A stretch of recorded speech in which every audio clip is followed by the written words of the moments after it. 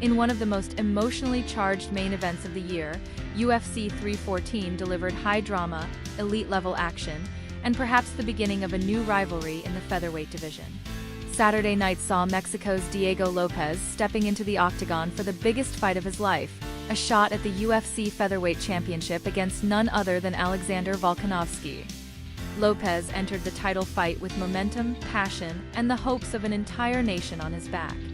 A rising star in the division, he had taken the MMA world by storm with his performances leading up to UFC 314. But behind the bright lights and fanfare was a deeply personal journey. In the lead-up to the fight, Lopes was visibly emotional, breaking down in tears after receiving a heartfelt motivational video message from his family in Mexico, family he had left behind years ago in pursuit of his MMA dream. That moment reminded the world of just how much this title shot meant to him. But standing in his way was a veteran who had no plans of stepping aside. Alexander Volkanovski, coming off back-to-back knockout losses, had something to prove. At 35 years old, critics and analysts questioned whether he still had what it takes to compete at the top. Historically, fighters aged 35 and above have struggled in UFC title fights, but Volkanovski had other plans. On fight night, the great turned back the clock.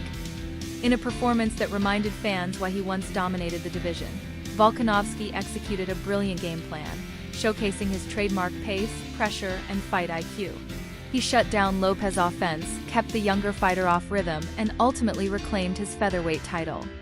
It was a crushing loss for Diego Lopes, who fought with heart but couldn't overcome the skill and experience of the Australian champion.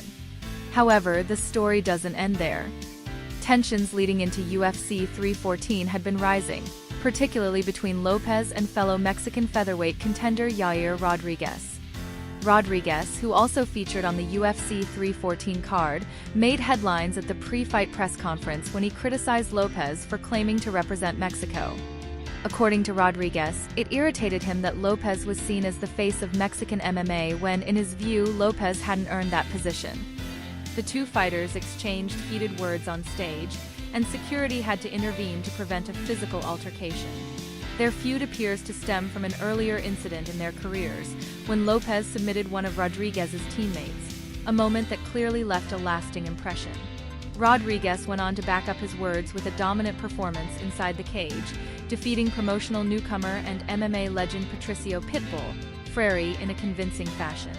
That win puts Rodriguez right back into title contention, though UFC President Dana White has suggested he may need one more victory before earning another crack at the belt. And now, the pieces seem to be falling into place for what fans and analysts are calling a must-see grudge match.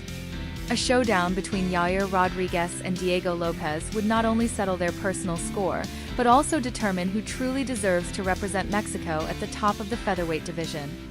UFC commentator Joe Rogan has already described it as a perfect fight, and the MMA community appears to agree. As for Alexander Volkanovski, his victory silenced many doubters and reasserted his status as one of the greatest featherweights of all time. Whether he defends against Ilia Topuria in a rematch or waits to see the outcome of Lopes versus Rodriguez, one thing is clear: the featherweight division is heating up. From heartbreak to heated rivalries, UFC 314 delivered it all. What do you think about Diego Lopes' future? Should he face Yair Rodriguez next?